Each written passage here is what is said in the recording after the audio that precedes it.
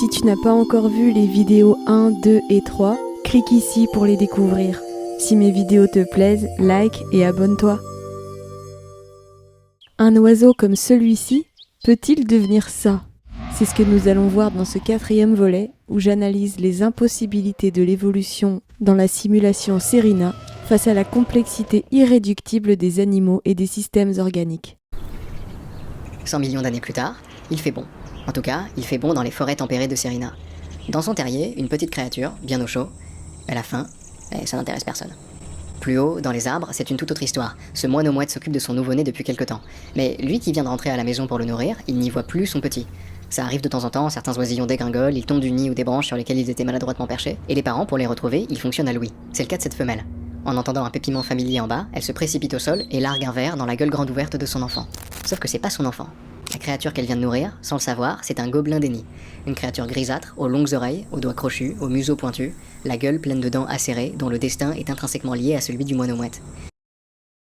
Lui, le gobelin des nids, c'est un canari évolué, il faut pas l'oublier. Et voilà, encore une fois la vision évolutionniste dans toute sa splendeur.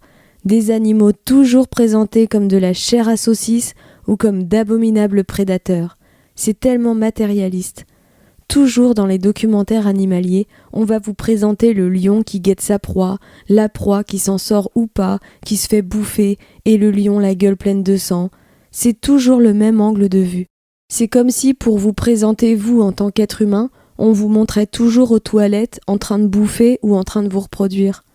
Et c'est toujours ce même sujet, décliné, proie-prédateur, comme dans cette vidéo qui ne parle que de ça depuis le début.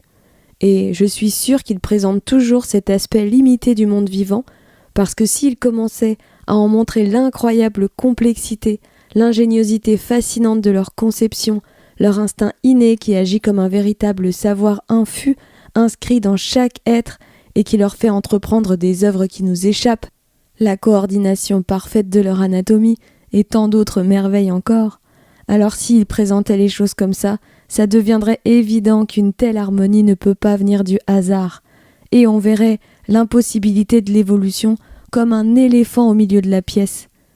Si tout ça nous était présenté dans les documentaires animaliers, on deviendrait tous créationnistes en 15 minutes, parce qu'on se rendrait compte de l'intelligence infinie qui se cache derrière les créatures et derrière la création. Mais les évolutionnistes préfèrent vous montrer le bon vieux film d'horreur de l'évolution qu'ils appellent beauté, où tout n'est question que de sang, de bouffe, de survie et de reproduction, de métamorphose monstrueuse et de logistique. Mais écoutons l'histoire de cet affreux gobelin mangeur d'oisillons. Quelques minutes plus tôt, quand il a entendu un oisillon tomber du nid piailler pour appeler ses parents, le gobelin est lentement sorti de son nid, s'est rué vers la source de l'appel et a dévoré le petit.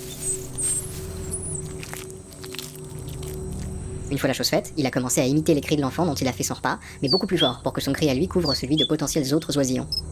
La mère moineau-mouette, paniquée, accourt et dépose dans la bouche un peu trop grande du gobelin la nourriture qu'elle pense apporter à son petit. Elle nourrit, sans le savoir, l'assassin de son enfant. Ça, c'est ce qu'on appelle du parasitisme aviaire, c'est le fait de tromper d'autres oiseaux pour se faire nourrir. Une composante de ce parasitisme, c'est le mimétisme, l'imitation des signaux visuels et sonores des bébés oiseaux qu'ils parasitent. Cris de mendicité, marques colorées à l'intérieur du bec, battements d'ailes implorants, etc. Le parasitisme aviaire, c'est un comportement génétiquement inné chez certains oiseaux, qui les pousse à pondre leurs œufs dans le nid d'autres espèces, forçant ainsi les parents hôtes à élever leurs petits. Seules certaines espèces sont faites comme ça, comme le coucou gris, le vacher luisant, ou les oiseaux du genre indicateur, comme le grand indicateur. Mais ce qu'il nous explique là avec ce gobelin est une pure invention. Jamais on n'a observé un animal qui n'avait pas cette fonction innée se mettre à imiter d'autres animaux pour se faire nourrir. Encore une fois, les évolutionnistes prêtent des pensées humaines aux animaux. Ils s'imaginent que les animaux peuvent jouer les enquêteurs et finir par obtenir l'information du procédé de nourrissage des petits, et du coup se dire « Tiens, j'ai trouvé un oisillon par terre. Alors, c'est quelle espèce ? Ah, c'est un oiseau-mouette. J'en ai entendu un la semaine dernière. Si j'imite son cri, sa mère, qui doit venir toutes les 2 heures le nourrir, va descendre puisqu'elle est réceptive aux cris de son oisillon, etc. » Non, les animaux n'agissent pas en cogitant comme ça. Ils agissent selon ce que leur instinct leur dicte et non selon une logique consciente comparable à la nôtre. En plus, un animal qui n'a jamais quémandé pour obtenir de la nourriture ne pourra jamais se mettre à le faire. Je vous explique. Les oiseaux naissent dans des œufs, complètement dépendants, aveugles, nus, incapables de se nourrir tout seuls. Leur seul moyen de manger est de quémander, en criant et en ouvrant le bec. Les mammifères, eux, se nourrissent eux-mêmes de lait maternel, grâce à un instinct de téter. Ce sont eux-mêmes qui font la démarche d'aller chercher leur nourriture quand ils ont faim. Ils ne connaissent pas la mendicité vocale, ils ne savent même pas ce que c'est que de quémander. Ce n'est pas dans leur programme instinctif. Le mammifère n'a pas et n'aura jamais l'idée qu'un adulte pourra lui mettre de la nourriture dans la bouche s'il quémande. Son cerveau est câblé pour chercher lui-même la nourriture, pas pour la quémander ou pour imiter un cri d'oisillon parce qu'il n'a jamais fait ça. Les parents oiseaux régurgitent la nourriture directement dans le bec ouvert des petits. Ce mécanisme est complètement inconnu des mammifères. Et même si un mammifère comme ce gobelin recevait de la bouillie d'un oiseau dans la bouche, il ne saurait pas l'ingérer correctement, il s'étoufferait avec. D'ailleurs, s'il ne possède pas de syrinx, qui est un organe vocal spécifique aux oiseaux, il ne peut physiquement pas imiter le cri d'une autre espèce. Pourquoi ? Les cris d'oisillon, qui déclenchent le nourrissage, sont très spécifiques, en fréquence, en rythme et en modulation. Les oiseaux chantent avec cet organe spécial qu'est la syrinx, situé à la bifurcation de la trachée. La syrinx permet aux oiseaux de produire des sons très aigus, rapides, modulés, caractéristiques des cris d'oisillon. Les mammifères, comme semble être ce gobelin, utilisent un larynx, beaucoup moins précis et incapable de reproduire les fréquences et modulations spécifiques des oisillons. Même nous, les humains, qui avons le larynx le plus perfectionné de tous les mammifères, nous ne pouvons pas imiter les cris des oisillons. Allez-y, essayez, vous n'y arriverez pas. Alors ce gobelin le peut encore moins que nous. Et même si cet animal essayait, il ne pourrait physiquement pas émettre un son suffisamment semblable pour tromper une mère oiseau.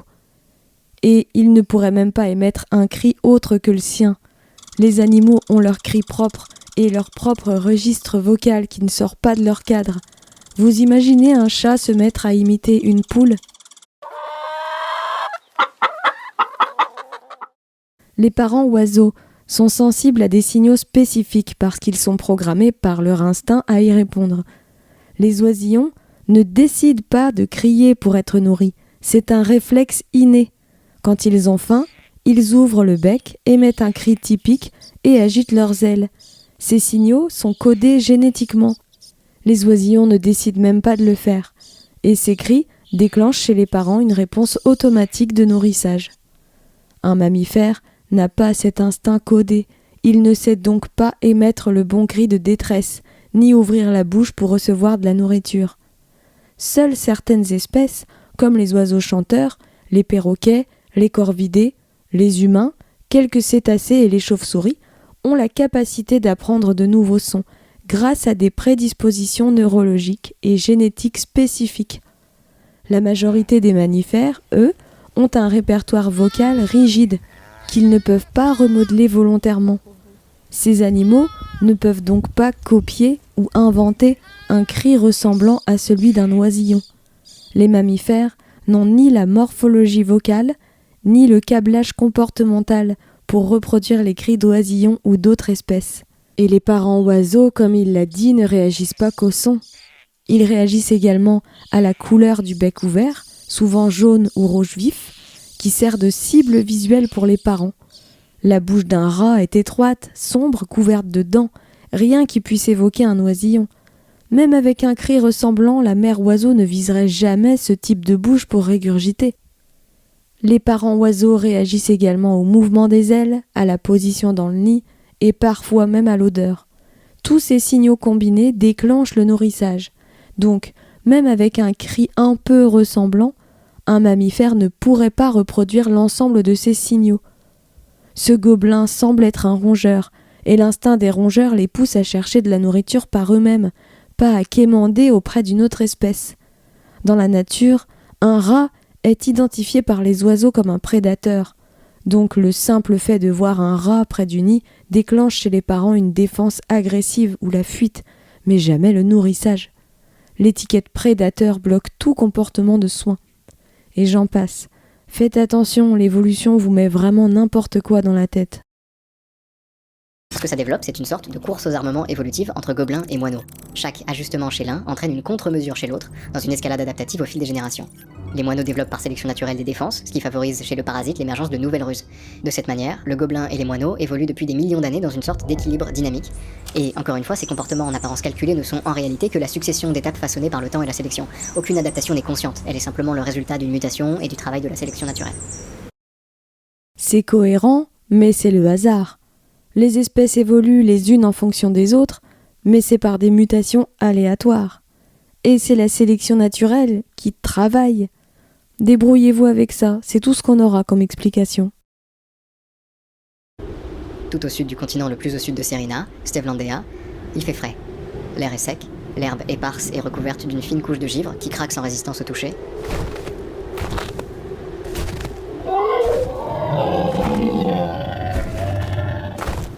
Surtout le toucher du sérine tyran Goliath. Là, plus ou moins n'importe quoi craquerait. 2 tonnes, 9 mètres de haut. Le Goliath est un super prédateur, donc un prédateur qui se trouve au sommet de la chaîne alimentaire. L'absence de prédateurs sur Serina a permis aux Canaries de remplir cette niche des super prédateurs, comme toutes les autres d'ailleurs.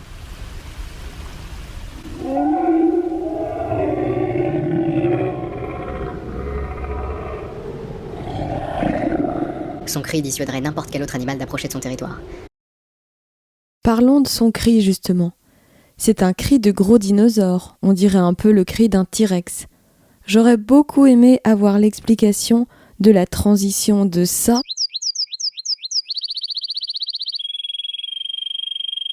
à ça. Parce que le canari, pour chanter, comme tous les oiseaux, possède une syrinx, comme on vient de le voir, qui est un organe spécifique à l'oiseau, qui lui permet d'émettre toute cette panoplie de chants aigus. Le cri du sérine tyran Goliath, ou du T-Rex pour le comparer à un animal réel proche, émet surtout des grognements, des grondements et des infrasons, ce qui nécessite un larynx. Une syrinx ne permet pas de faire de tels sons, car les membranes vibrantes de la syrinx sont petites et légères, donc elles vibrent très vite. C'est ça qui produit des sons aigus. Les sons très graves nécessitent des vibrations lentes et de grandes masses vibrantes pour faire un grondement puissant. Pour produire ces grondements, il faut une cavité volumineuse pour résonner, des membranes lourdes, un larynx robuste et des cordes vocales. Et les oiseaux n'ont rien de tout ça. Il faut donc imaginer pour les canaris de Serina que la syrinx du canari se soit transformée en larynx, ce qui est biologiquement impossible et même inimaginable, mais aussi que des cordes vocales se soient auto-créées toutes seules à partir de rien, parce que les oiseaux n'en possèdent pas. Alors, je vois venir les évolutionnistes qui vont me dire « Mais oui, mais c'est de la vulgarisation, il simplifie, il invente des exemples pour rendre ça pédagogique. » Mais justement, ça dit quelque chose. Si on a recours à des créatures imaginaires, c'est bien parce qu'il existe très peu, voire pas du tout, de récits évolutifs cohérents et détaillés qui expliquent concrètement comment une espèce en deviendrait une autre, étape par étape et de manière plausible. On nous cite parfois le Pachycétus comme prétendu ancêtre de la baleine, et puis après, ça devient un patchwork d'hypothèses floues. Certains vulgarisateurs affirment que le T-Rex serait l'ancêtre des oiseaux modernes et des poules, d'autres disent que non, que ce sont de petits dinosaures séparés qui seraient devenus des oiseaux d'un côté et des T-Rex de l'autre. D'autres disent que les oiseaux sont des dinosaures, comme certains aiment rappeler que l'homme serait un primate. Cela parle pour eux.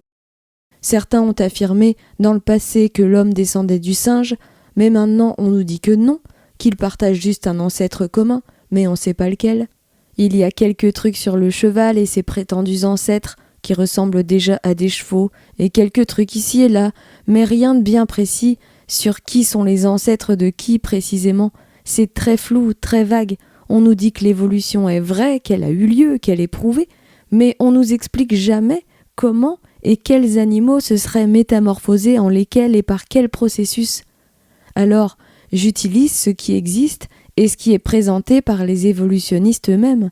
Je prends leur propre récit, même quand il est imaginaire, pour montrer que lorsqu'on tente vraiment d'analyser de manière concrète, biologique et fonctionnelle la théorie de l'évolution, ça ne tient pas la route face à la réalité.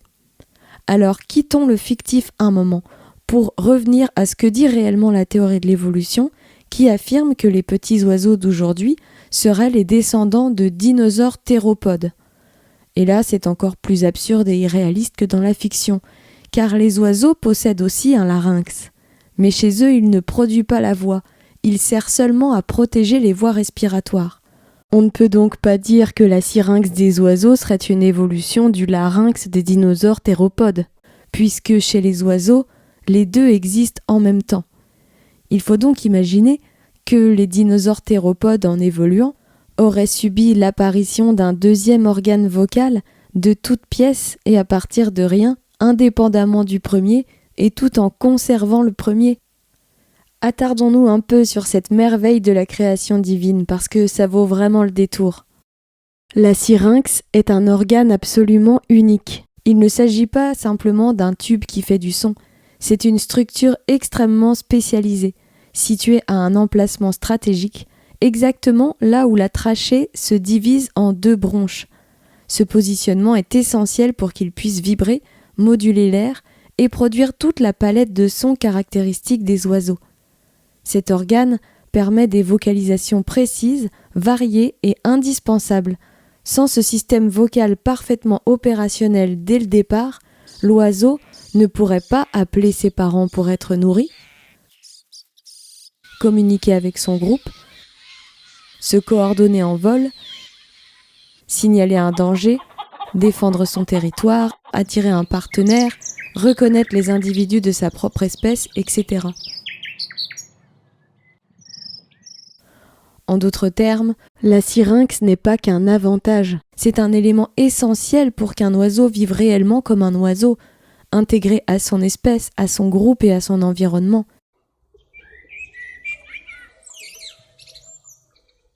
Sans une syrinx pleinement fonctionnelle et accompagnée des comportements associés, l'oiseau ne peut tout simplement pas survivre en tant qu'oiseau dans la nature.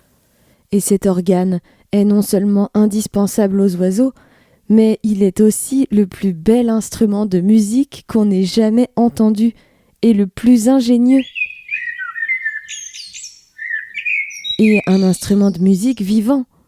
Grâce à sa syrinx et à son cerveau, l'oiseau peut produire plusieurs sons en même temps, comme s'ils étaient deux, puisque le son peut sortir des deux côtés de la syrinx en même temps, en jouant des notes différentes. Il peut aussi changer de timbre de voix très vite, c'est-à-dire de texture de son, et rendre son chant plus aigu ou plus grave en 1/1000 de seconde, et varier le son comme il veut en direct, ce que nos instruments humains ne peuvent pas faire. C'est beaucoup trop complexe. Pour reproduire tout ça, il faudrait des dizaines de machines et d'ordinateurs et un temps fou pour programmer une mélodie simple. Et ce serait peut-être possible d'obtenir un résultat en studio avec beaucoup de travail et beaucoup de temps, mais c'est absolument impossible à reproduire en temps réel. C'est beaucoup trop prodigieux. Mais l'oiseau, lui, le fait naturellement et parfaitement. De plus, le système respiratoire des oiseaux est unique. L'air ne va pas simplement en avant puis en arrière, comme chez les autres animaux. Il circule en continu dans un seul sens, alimenté par un réseau de sacs aériens qui assure un flux constant. Et la syrinx est positionnée exactement au point où ce flux d'air est le plus fort, ce qui lui permet d'émettre des sons même pendant l'inspiration. Ainsi, la respiration, sa position anatomique, la structure même de la syrinx, le contrôle du système nerveux et la coordination musculaire fonctionnent ensemble avec une précision remarquable. Rien n'est placé au hasard, rien n'est optionnel, c'est un système complet, parfaitement intégré, qui doit exister et fonctionner d'un seul bloc pour permettre à l'oiseau d'utiliser sa voix. Pour obtenir un oiseau à partir d'un dinosaure, il aurait fallu non seulement créer cet organe de toutes pièces, Mais il aurait aussi fallu créer tout le système de câblage pour le relier au cerveau par des nerfs spécialisés, pour pouvoir diriger chaque vibration et chaque variation de son. Il aurait fallu aussi créer les muscles qui contrôlent le passage de l'air pour le relier à la trachée et aux bronches. Il aurait fallu aussi relier cette syrinx aux poumons par les bronches et au corps tout entier par des veines et des artères dans le but de recevoir du sang oxygéné, de l'oxygène, des nutriments et tout ce qu'il faut pour faire fonctionner un organe correctement avec le corps. Et tout cela devrait fonctionner immédiatement, dès le premier instant. Le chant des oiseaux ne dépend pas seulement de la présence d'une syrinx.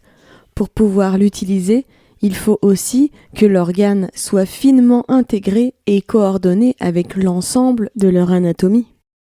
Sa localisation exacte, au point précis où la trachée se divise en 2 bronches, est indispensable. Placé plus haut ou plus bas, il ne pourrait plus contrôler séparément les 2 flux d'air, et l'oiseau perdrait la capacité unique de produire 2 sons simultanément. Une telle erreur de positionnement ou de structure ne donnerait pas simplement un chant moins joli, elle entraînerait des vocalisations faibles, moins variées, beaucoup moins précises, ça limiterait la capacité de communication, de séduction de partenaires, de coordination avec le groupe, d'alerte face aux prédateurs et même de reconnaissance sociale, ou alors ça pourrait tout simplement ne pas fonctionner du tout. En d'autres termes, pour qu'un tel organe serve réellement, tout doit être juste dès le départ. L'emplacement, la structure, la connexion nerveuse, le contrôle musculaire et l'utilité comportementale. Les oiseaux dépendent de leur chant pour défendre leur territoire et trouver un partenaire. Un oiseau incapable de chanter correctement finirait par être isolé et par mourir.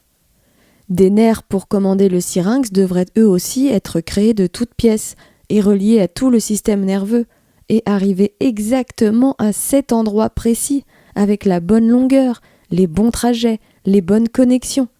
Un tel système demande une précision absolue. Si la syrinx se trouvait à un autre emplacement, ou si ces nerfs n'étaient pas parfaitement calibrés et reliés, le signal nerveux ne parviendrait pas correctement ou pas du tout. Dans ce cas, l'oiseau n'aurait pas le contrôle de son organe vocal, serait incapable de produire des sons clairs, ou ne ferait entendre que des vocalisations confuses et inefficaces. Autrement dit, pour que la voix de l'oiseau existe réellement, il faut non seulement l'organe, mais aussi tout le système nerveux parfaitement ajusté qu'il pilote, sans quoi le système entier devient inutile. La syrinx se forme très tôt et à un endroit bien défini. Donc, si une formation progressive ou une mutation primaire isolée avait commencé à créer cet organe, ça aurait perturbé gravement le développement de la trachée ou des bronches, ce qui aurait eu pour conséquence des malformations respiratoires très graves et des conséquences désastreuses sur la respiration de l'oiseau. Parce que un début de syrinx pas fini dans la trachée, c'est un intrus dans la trachée. Il aurait aussi bien sûr fallu créer entièrement de nouvelles séquences ADN, c'est-à-dire un matériel génétique inédit pour coder toutes ces nouvelles fonctions. Il aurait également fallu générer de nouveaux instincts directement liés à ces fonctions, ainsi que des comportements adaptés à ces nouvelles capacités. Car l'animal ne réfléchit pas et n'agit pas lucidement, il suit des instincts précis qui sont inscrits en lui. Il aurait aussi fallu produire de nouveaux types de neurones et des réseaux neuronaux spécialisés pour contrôler ce nouvel organe, et créer toutes les connexions appropriées avec les autres organes impliqués dans la respiration, la circulation de l'air, la musculature et la coordination vocale. Chaque nouveau neurone, chaque connexion aurait dû être positionnée avec précision pour que le système fonctionne de manière efficace, et tout ça d'un seul coup et parfaitement opérationnel du premier coup, sinon l'animal serait gravement handicapé et mourrait. C'est tout un réseau complet de structures anatomiques, de fonctions physiologiques et de circuits neuronaux qu'il aurait fallu mettre en place simultanément pour que le syrinx fonctionne correctement. Imaginez ça, c'est vraiment du délire complet. Et je peux pas tout énumérer car ça prendrait trop de temps, mais en tout cas, toutes ces supposées évolutions qu'on présente comme simples et évidentes dans les livres ou dans les documentaires sont en réalité biologiquement impossibles, irréalistes et impensables pour toutes ces raisons biologiques. Le vivant est une machine d'une complexité inouïe et unique pour chaque espèce. Et, comme on ne peut pas transformer des ordinateurs en moissonneuses-batteuses à l'aveugle sans détruire complètement l'harmonie et l'organisation qui les constituent, et sans les rendre défaillantes et inutilisables, on ne peut pas transformer une espèce en une autre sans que les conséquences en soient désastreuses. Et pour le Goliath, c'est l'objectif. Parce que, non loin de lui, se trouve sa compagne, enceinte, occupée à une tâche essentielle. Dans le sud de Stevlandea, le temps est froid, voire très froid, et si les œufs du tyran ont besoin de chaleur, ils ne peuvent pas être couverts ni par la mère, ni par le père, dont les corps trop obscènement massifs risqueraient de les écraser. Le monde de l'évolution, où tout être vivant est un brouillon inachevé, victime de l'évolution et en lutte constante contre ses propres défauts. Ce tyran serait trop gros pour couver ses œufs, il les écraserait, comme s'il était né avec une incapacité absurde qui mettrait la survie de sa propre espèce en péril, chose qui n'a jamais été observée dans la nature. Cette vision du monde vivant est déconnectée de la réalité. Des animaux naîtraient dépourvus de capacités essentielles, puis devraient soudain trouver tout seuls des solutions conscientes et réfléchies pour compenser leurs limites, comme s'ils étaient des humains. C'est un monde où des créatures imparfaites doivent inventer leur propre survie. Le problème dans cette vidéo et dans la théorie de l'évolution en général, c'est vraiment la confusion entre comportement humain et comportement animal. En humanisant les animaux et en leur attribuant réflexion, volonté et stratégie consciente, la frontière entre instinct animal et logique humaine s'efface complètement. Ce qui me surprend, c'est que des personnes présentées comme des experts du vivant, censés connaître profondément le comportement animal, passent complètement à côté de ce point fondamental, de la différence entre instinct animal et réflexion humaine. Quand on raconte que les animaux ont des dilemmes, des stratégies conscientes ou qu'ils choisissent des solutions pour survivre, on tombe dans le Walt Disney avec des animaux qui parlent. On n'est plus dans la science, on ne décrit plus le réel. Les animaux n'analysent pas rationnellement leur situation comme nous le faisons nous. Ils ne planifient pas lucidement l'avenir, n'élaborent pas de scénario et ne prennent pas de décisions stratégiques délibérées. Ils agissent par instinct, par comportement inné et programmé. Si quelqu'un connaît vraiment l'éthologie, il ne peut pas confondre le fonctionnement d'un cerveau humain avec celui d'un animal. Et pourtant, c'est exactement comme ça que la théorie de l'évolution nous présente les animaux. Mais de la part des évolutionnistes, c'est compréhensible, puisque si les animaux ont des instincts programmés et stables, ça veut dire qu'ils ne peuvent pas changer de comportement, d'habitude ou de capacité au gré des circonstances.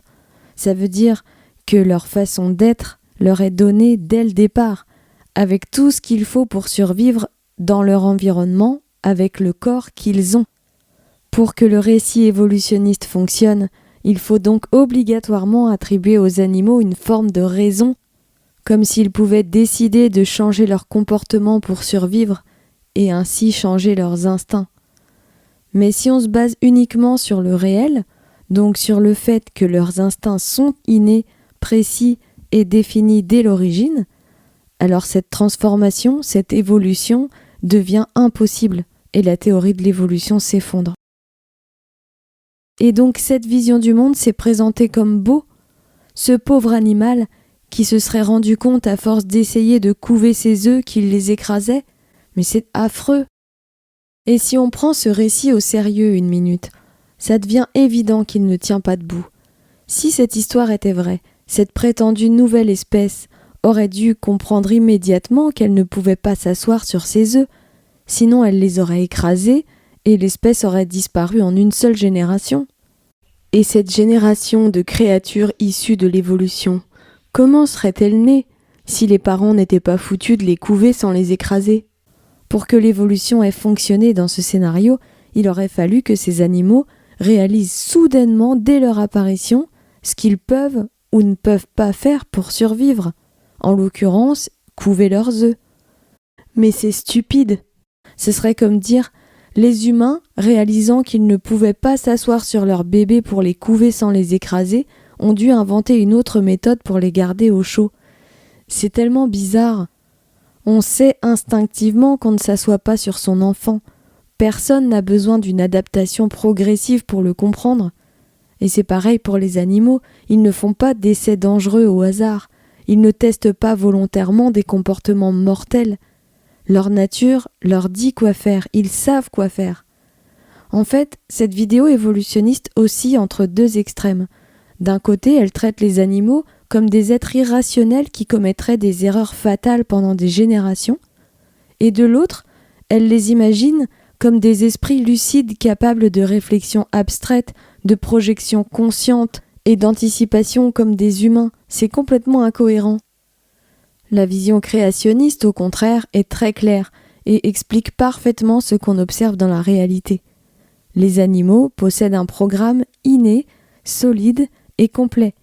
Ils agissent avec un instinct sûr et stable, ce qu'on pourrait appeler un savoir-faire naturel donné dès l'origine. Ils n'ont pas besoin de réfléchir pour faire ce qu'ils font.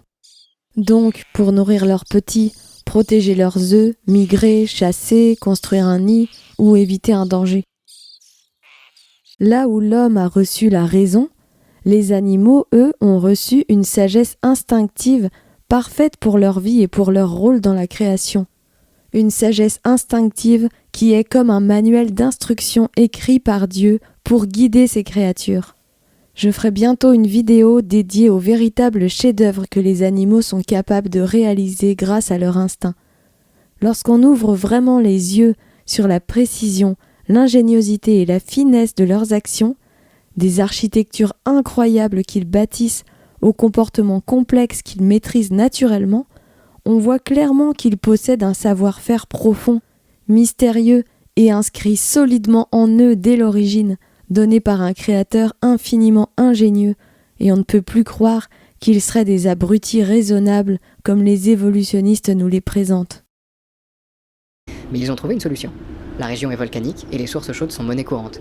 Et si la femelle tyran ne va pas pondre ses œufs dans l'eau, elle peut en revanche les enfouir sous une couche de terre chauffée par la chaleur géothermique et les laisser dormir. Question bête, mais comment, selon l'évolution, les mères sauraient qu'il faut que leurs œufs soient au chaud pour qu'ils puissent se développer? Comment elles l'auraient appris? Et donc, on nous dit qu'ils ont trouvé une solution, les sources chaudes, comme s'ils étaient à deux doigts de découvrir comment faire du feu. Encore une fois, il prend les animaux pour des hommes. Oui, certains animaux peuvent résoudre des problèmes simples, comme les corbeaux ou certains perroquets. Mais ce sont des cas très particuliers, avec des capacités innées bien spécifiques et propres à leur espèce. Ces espèces ne se sont pas mises à penser un jour par hasard à cause d'une mutation aléatoire. Leurs capacités spécifiques ne sont pas le fruit d'une progression mentale ou d'une évolution. Mais bon, pour les évolutionnistes, tout est logique. Si l'être humain est censé avoir évolué d'un animal moitié débile, moitié conscient, alors dans ce cadre-là, c'est normal qu'il croie que la parole, donc ce qui fait d'un humain un humain, serait un produit de l'évolution.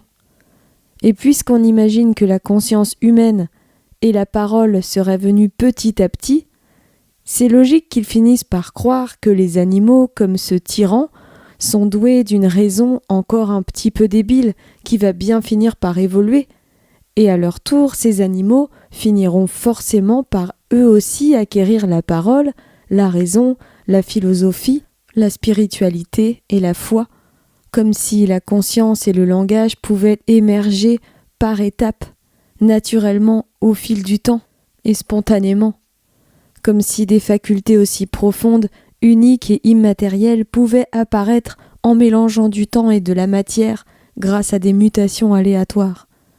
En tout cas, cette vision du monde de l'évolution est vraiment bizarre et surtout complètement déconnectée de la réalité observable.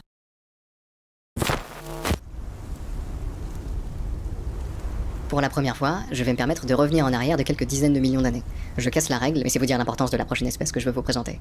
Nous sommes au sud de l'équateur, dans une forêt tropicale dense, humide et riche en vie.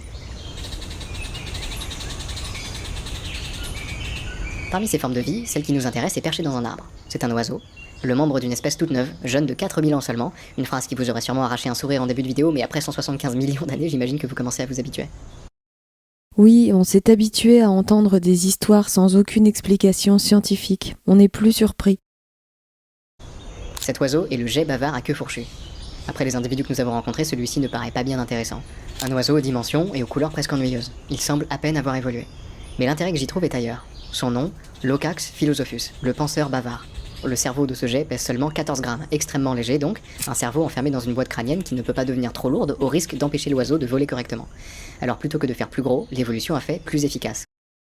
L'évolution a fait plus efficace. Alors maintenant, l'évolution est carrément devenue une entité capable. Finalement, l'évolution, c'est un peu Dieu pour les évolutionnistes. Ce qui est stupéfiant aussi avec cette évolution, c'est qu'elle va toujours dans l'amélioration des choses. On n'a jamais d'histoire ou de mutation aléatoire qui aurait transformé un oiseau comme celui-là, par exemple, en plus con ou moins performant. En optimisant autant que faire se peut la densité neuronale et l'organisation de l'encéphale. Donc en optimisant la densité neuronale et l'organisation de l'encéphale. Ce qui veut dire en gros augmenter le nombre de neurones, donc les rapetisser, pour qu'ils tiennent dans un cerveau dont la taille n'augmente pas. Et du coup, les réorganiser. Alors, plusieurs questions me viennent. Comment des mutations complètement aléatoires pourraient complètement réorganiser un cerveau de façon intelligente, cohérente, performante et ordonnée, et sur l'intégralité du cerveau? Ensuite, quelles sont les preuves concrètes qu'une telle transformation aurait pu avoir lieu, sachant qu'on n'a jamais observé une chose pareille? En admettant qu'une telle chose serait arrivée, réorganiser un cerveau implique forcément de déconnecter et de reconnecter des milliards de neurones. Donc pendant cette phase intermédiaire, comment le cerveau aurait-il pu continuer à fonctionner sans provoquer de graves dysfonctionnements? Ou bien est-ce que tout ça se serait fait d'un seul coup, instantanément, par hasard? Il faut savoir que la taille des neurones affecte la vitesse de conduction et la force des signaux électriques. Si les neurones sont trop rapetissés, les signaux peuvent devenir trop faibles ou trop lents pour soutenir certaines fonctions vitales. Si les neurones deviennent trop gros, le cerveau peut surchauffer, consommer trop d'énergie et devenir moins efficace. Le cerveau est un réseau très complexe. Chaque type de neurone est optimisé pour sa fonction, moteur, sensorielle, mémoire, etc. Modifier la taille d'un groupe de neurones peut complètement déstabiliser les circuits, provoquer des comportements étranges ou de l'incapacité à effectuer des tâches essentielles. Attardons-nous un peu sur le fonctionnement des neurones pour admirer l'ingénierie divine. Ne vous en faites pas, je ne suis pas une jargonneuse. Vous allez tout comprendre et ça sera pas trop long.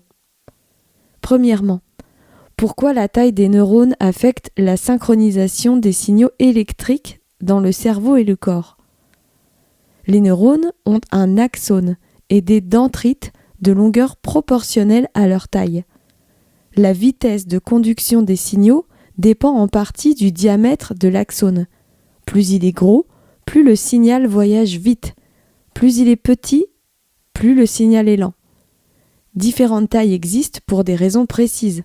Les circuits nécessitant une synchronisation instantanée ou une réaction rapide, comme les réflexes moteurs, sont portés par de gros neurones avec de gros axones pour que ça aille vite. Et les apprentissages ou la mémoire sont portés par des petits neurones avec de petits axones, parce que le signal n'a pas besoin d'être rapide. Tout cela est organisé comme un circuit informatique. Rien n'est à telle position et à telle taille par hasard. Si la taille des neurones était réduite, mais sans que le système soit totalement et simultanément réorganisé en conséquence, les signaux arriveraient trop lentement ou de manière désynchronisée aux différentes parties du circuit. Conséquence, certaines fonctions, comme les réflexes moteurs, seraient ralenties à cause du rapetissement chaotique des neurones, ce qui causerait un handicap sévère ou la mort de l'individu. Les réflexes moteurs sont par exemple le réflexe de toux pour expulser des substances étrangères des voies respiratoires, le clignement des yeux, ou encore le réflexe respiratoire qui nous fait respirer automatiquement. Deuxièmement, ce qu'il faudrait changer dans l'organisation du cerveau pour que des neurones plus petits fonctionnent correctement.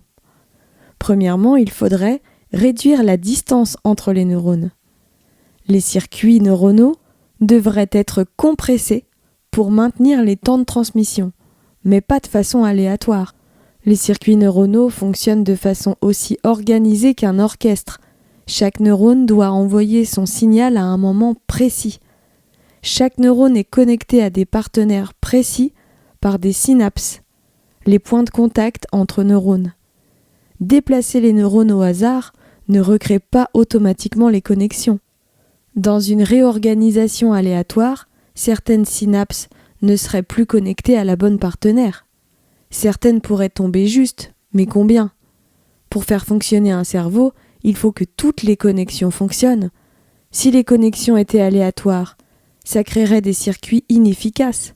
Certains signaux feraient des détours inutiles, certains décaleraient les informations dans le temps, d'autres se chevaucheraient, augmentant la consommation d'énergie tout en rendant l'individu complètement fou et handicapé. Le cerveau perdrait son rythme global. Certains signaux arriveraient trop tôt, d'autres trop tard, et les informations se chevaucheraient. Pour que le cerveau fonctionne correctement, il faudrait donc reprogrammer la structure entière du réseau, comme réécrire la partition complète d'un orchestre, pour que tous les neurones jouent leurs notes au bon moment. Troisièmement, il faudrait augmenter le nombre de synapses. Les neurones les plus petits ont moins de surface pour les synapses, ces points de contact par lesquels ils communiquent avec d'autres neurones. Moins de surface signifie moins de connexions possibles. Donc, pour que le cerveau continue de fonctionner correctement, il faudrait augmenter le nombre de synapses par neurone, afin que chaque signal puisse atteindre tous ses partenaires et transmettre l'information de manière fiable. Il faudrait donc de la création de matériel nouveau, et réagencer évidemment tout ça dans les gènes. Quatrièmement, il faudrait aussi augmenter la capacité énergétique. Chaque neurone consomme de l'énergie pour envoyer des signaux, maintenir ses fonctions de base et faire passer les neurotransmetteurs aux synapses. Si on augmente le nombre de neurones et de synapses, la consommation totale d'énergie du cerveau augmente considérablement. Pour que le cerveau continue de fonctionner correctement, il faudrait donc créer des nouvelles mitochondries dans chaque cellule, qui sont les petites centrales énergétiques qui fabriquent l'énergie nécessaire à la transmission des signaux électriques. Il faudrait aussi optimiser davantage la circulation sanguine vers le cerveau afin de fournir suffisamment d'oxygène et de nutriments à toutes ces cellules. Donc il faudrait créer de nouveaux vaisseaux sanguins, renforcer le cœur et la pression sanguine pour adapter le flux et la pompe à une consommation énergétique plus élevée, et adapter aussi toutes les microcirculations vers les neurones, les cellules, etc., pour que la circulation sanguine soit adaptée à la nouvelle taille et à la nouvelle configuration du cerveau et à son nouveau taux de consommation d'énergie. Ah, ça en fait des trucs à penser pour faire fonctionner la machine. Et les évolutionnistes veulent vous faire croire que tous ces processus complémentaires et indépendants se seraient auto-synchronisés et auto-coordonnés spontanément, tout seuls, par hasard, au bon moment, sans aucun but, et sans aucune logique et avec une précision parfaite.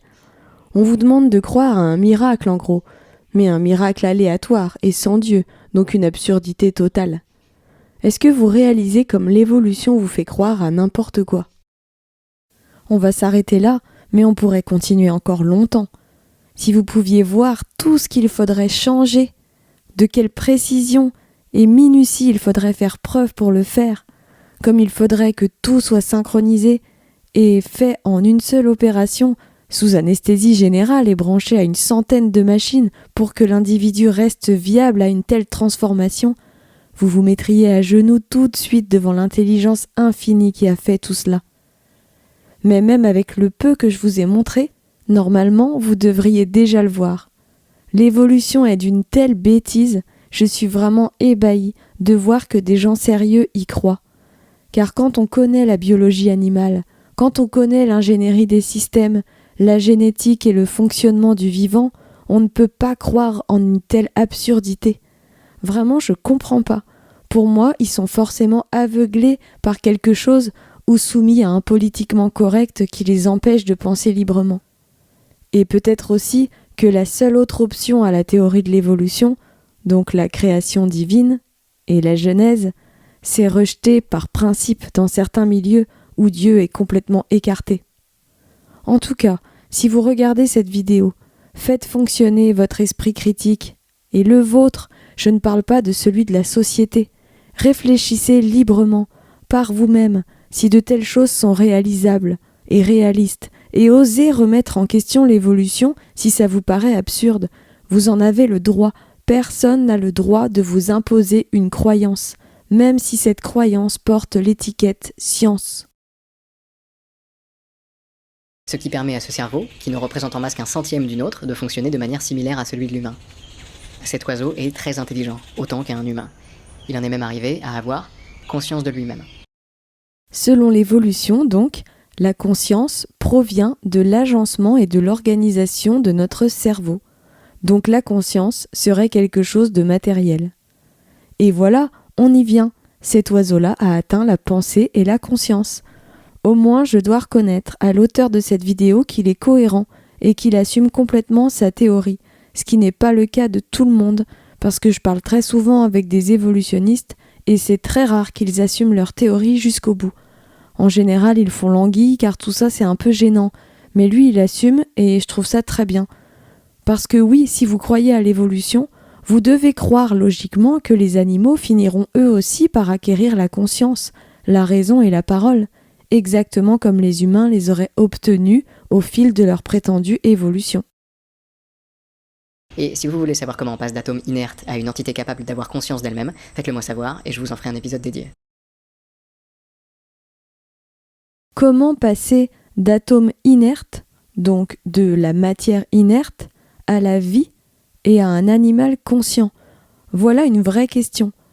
Comment au commencement la vie aurait pu apparaître à partir de matière inerte, alors que la véritable science expérimentale a démontré par la loi de la biogénèse de Pasteur que la vie ne peut naître que d'une vie préexistante, et qu'elle ne peut justement pas se former spontanément à partir de matière inanimée. Cette loi de la biogénèse est très gênante pour les évolutionnistes. Parlez-en avec eux et vous verrez, ils finiront par rejeter Pasteur et la science pour défendre leur théorie de l'évolution. Parce que leur théorie, c'est leur Dieu, et ils passent avant la science. Notre oiseau, lui, est attelé à des considérations autrement plus dramatiques. Il est conscient de lui-même, certes, mais il est surtout conscient d'être le dernier membre de son espèce. Parce que cette forêt n'a pas toujours été une forêt. Autrefois, on appelait cet endroit le désert de l'ombre des pluies, une vaste étendue sèche située sur la face abritée des montagnes d'une ancienne ceinture tropicale de Serina. Ce désert de l'ombre des pluies tire son nom du phénomène météorologique qui l'a formé. Les montagnes environnantes bloquent les nuages chargés d'humidité, ce qui prive la région de précipitations abondantes. Résultat, un environnement semi-aride où les saisons sont marquées par des contrastes extrêmes entre périodes de relative abondance et longues phases de sécheresse. Mais les temps ont changé. Et là où ne se dressaient autrefois que quelques arbres rabougris, secs et fendus, plantés dans une terre aride, sortent de terre depuis quelque temps des arbres immenses, bordés d'une végétation luxuriante, chaude et humide. Oui, il ne faut pas oublier que dans la théorie de l'évolution, il n'y a pas que les animaux qui ont évolué. Il y a aussi les arbres, l'herbe, les fruits, même le sable, les cailloux et la terre elle-même, qui, dans leur scénario, s'est auto-créée toute seule à partir de gaz et de poussière spatiale qui se seraient eux-mêmes auto-créés, on ne sait pas trop comment. Dans la théorie de l'évolution, nous, les humains, les virus, les cailloux et les cactus aurions tous le même arrière-grand-père, un caillou de l'espace. Mais donc, ces arbres immenses, ces forêts luxuriantes, qui, selon l'évolution, auraient surgi de la terre, d'où viendraient leurs graines ? Comment ces graines auraient-elles pu apparaître à partir de rien ? Se seraient-elles, elles aussi, créées toutes seules à partir de la terre ou des cailloux ? Est-ce qu'il faut le rappeler ? Les arbres et les plantes ne jaillissent pas spontanément du sol, ils poussent à partir de graines qui poussent sur les arbres. Les évolutionnistes le savent, je pense. Alors où et comment ces premières graines seraient-elles apparues ? Les changements climatiques drastiques de la région ont bouleversé l'écosystème du désert de l'ombre des pluies, qui n'a plus rien de désert, mais tout de l'ombre et de la pluie. Et nos jets bavards, intelligents, adaptatifs et habitués à des conditions parfois drastiquement changeantes, les jets bavards donc ont été à la hauteur de l'épreuve. Ils se sont adaptés, encore et toujours, ils ont changé leurs habitudes sans avoir besoin d'attendre que l'évolution fasse son boulot. Mais toute l'intelligence, toute l'ingéniosité, toute la capacité d'adaptation de cette espèce n'ont rien pu faire face à un défi auquel les jets n'ont rien compris. Eux qui, habitués à vivre dans le désert, n'ont développé aucune résistance aux bactéries et aux maladies évoluant habituellement dans les forêts humides. Ils n'ont développé aucune résistance? Mais pourquoi? Pourquoi l'évolution n'aurait pas marché là-dessus? L'évolution leur aurait donné une conscience d'eux-mêmes, aurait transformé tout leur système digestif, réagencé complètement leur cerveau et leur système nerveux et leur système neuronal, mais ne leur aurait donné aucun moyen pour lutter contre les maladies tropicales. Pourquoi? L'adaptation immunitaire, elle, est une réalité observable dans le monde réel. Les animaux, comme les humains, possèdent dans leur ADN cette capacité à développer des défenses adaptées face à de nouvelles maladies ou à de nouveaux environnements. Par exemple, les perruches vertes à collier originaires d'Asie ont été lâchées par erreur en France dans les années 70 à 90 et se sont très bien adaptées aux bactéries et aux virus présents sur notre continent, qu'il n'y avait pas dans leur environnement d'origine. Les expériences sur les bactéries E. coli montrent également que les bactéries développent des résistances aux antibiotiques. Les poux rouges, ces acariens qui se nourrissent du sang des oiseaux, s'adaptent très vite aux nouveaux traitements dont les éleveurs se servent pour les éradiquer. D'ailleurs, l'invention du vaccin montre bien que notre système immunitaire possède une capacité d'adaptation remarquable. En exposant le corps à une forme affaiblie ou inoffensive d'un virus ou d'une bactérie, on déclenche une réponse immunitaire contrôlée. Le système apprend alors à reconnaître l'agent pathogène et à produire les anticorps appropriés.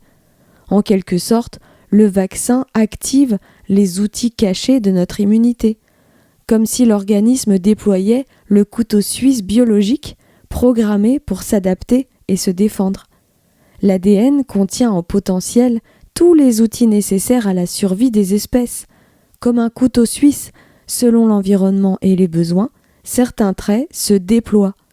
Mais rien n'est inventé sur le moment, tout existe déjà.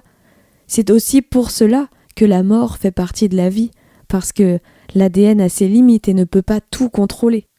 Le système immunitaire possède une autonomie restreinte. Il peut réagir facilement face à des virus ou à des bactéries, mais uniquement dans le cadre fixé par la génétique. Cette capacité d'adaptation est bien réelle et observée concrètement.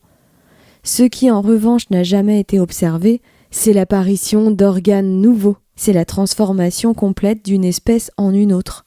L'adaptation à l'environnement est observable, mais l'évolution, comme changement total de nature d'une espèce, relève de l'imagination, pas de l'observation. L'espèce du panser bavard est toute neuve, quelques milliers d'années tout au plus. Une espèce nouvelle-née, contrairement à la nôtre, qui depuis quelques centaines de milliers d'années a eu le temps d'apprendre suffisamment avant qu'un désastre n'éradique toute sa population. Mais nous aurions pu disparaître aussi. Pour 99% de l'existence de notre espèce, si une météorite suffisamment grosse avait frappé la Terre, nous serions tous morts. Cette histoire de la météorite me fait toujours rire, parce qu'on nous raconte que cette météorite aurait tué tous les dinosaures. Mais ce qui est incohérent, c'est que si cette météorite avait été assez massive pour génocider tous les dinosaures de la Terre, c'est qu'elle l'était aussi pour génocider toutes les autres espèces. Et les dinosaures n'étaient pas tous agglutinés au même endroit sur Terre. Ils ne vivaient pas tous là où une météorite aurait frappé. Ils étaient répandus sur toute la surface de la Terre. Pour tuer tous les dinosaures sur toute la Terre, de l'Afrique du Sud à l'Australie, il aurait fallu que cet impact de météorite soit si colossal et mondial qu'il aurait forcément génocidé toutes les autres espèces vivantes sur son passage, pas uniquement les dinosaures. L'impact n'aurait pas pu être à la fois assez puissant pour éradiquer tous les dinosaures de toute la surface de la Terre et en même temps pas assez puissant pour éradiquer toutes les espèces. Bref, encore une théorie pas claire. Et encore un récit sans preuve, parce qu'à part un cratère au Mexique, et il existe de nombreux cratères partout sur Terre qui ont d'autres origines, à part ce cratère, donc absolument rien ne permet d'affirmer que cette histoire de météorite aurait bien eu lieu. Si un virus suffisamment agressif s'était répandu parmi nos populations, nous serions tous morts. On pense d'ailleurs que ça a failli arriver il y a quelques 900 000 ans, une période durant laquelle l'espèce humaine n'aurait plus compté qu'à peine plus de 1200 individus, potentiellement à cause du climat. Il y a effectivement eu un événement dans l'histoire où l'espèce humaine a été réduite non pas à 1200, mais à 8, suite au déluge. Déluge mondial qui explique d'ailleurs la présence spectaculaire de fossiles à travers le monde entier. Des plaines désertiques au sommet des plus hautes montagnes, tous enfouis sous d'épaisses couches de sédiments pétrifiés. Car contrairement à ce qu'on croit, la fossilisation ne se produit pas spontanément à l'air libre. Elle nécessite un enfouissement rapide, sous d'épaisses couches de sédiments, que ce soit de la boue, du sable ou des cendres. Cet enterrement soudain protège le corps de l'oxygène, empêche sa décomposition par les micro-organismes et le préserve également des charognards. C'est seulement grâce à ce processus d'enfouissement rapide que les tissus et les os peuvent être conservés. Pour avoir des fossiles, il faut donc des dépôts massifs de matière, donc des catastrophes naturelles, comme des tsunamis, des éruptions volcaniques, des séismes, etc.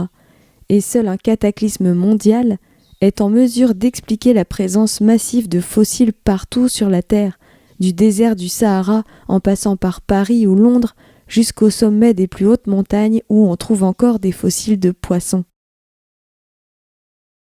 Il ne reste plus que celui-ci, tout en haut de son arbre, le dernier survivant, la tête pleine de questions. À ses côtés se trouve une femelle d'une branche similaire mais pas identique à la sienne, auprès de laquelle il a trouvé refuge. Il peut profiter de la chaleur de sa présence, de la beauté de ses appels, du confort de son groupe, mais ses capacités cognitives n'en restent pas moins nettement plus élevées que celles de ses nouveaux compagnons.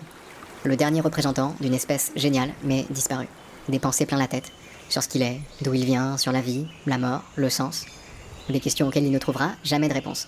Le monde n'en a pas laissé l'opportunité à son espèce. Quand je vous disais que les évolutionnistes humanisaient complètement les animaux, franchement, je pensais pas que ça pouvait aller jusque-là. Ils croient vraiment que n'importe quel animal peut évoluer et devenir un être humain, mais sous une autre forme. Cet oiseau se pose donc des questions sur le sens de la vie, de son existence, de la mort. Il faut se rendre compte de la folie où mène l'évolutionnisme. Pour penser, il faut la parole. On ne peut pas se poser de questions si on ne peut pas formuler des idées et si on n'a pas de mots à mettre sur les concepts. Donc j'aimerais bien qu'on m'explique comment un animal pourrait penser et se poser des questions sans avoir les mots pour le faire. À moins que l'oiseau parle. Et la raison, la conscience, ce ne sont pas des choses matérielles qui peuvent s'obtenir par des mutations aléatoires. Il n'y a pas de gène de la raison, de gène de la conscience, ou de la spiritualité, ou du questionnement. Ces facultés sont immatérielles et appartiennent au domaine de la métaphysique. Ou alors, il faut croire que la raison vient du cerveau, et que l'esprit et l'âme n'existent pas, que nous ne sommes que des amas de cellules matérielles qui agissent mécaniquement sans réelle liberté d'esprit. Mais ça, c'est une croyance. Et c'est une fausse croyance.